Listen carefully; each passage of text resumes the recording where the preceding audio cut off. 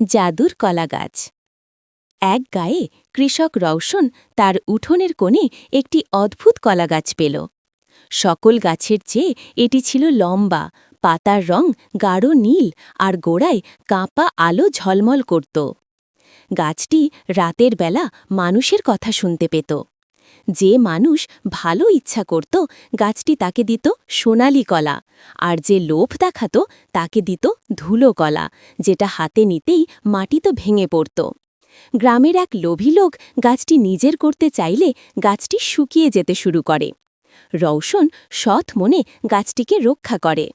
অবশেষে গাছটি পুরো গায়ের জন্য ফল দিতে শুরু করে। তো বন্ধুরা, আমরা এই গল্প থেকে কি শিখলাম? সৎ মানুষকে প্রকৃতি কখনো খালি রাখে না।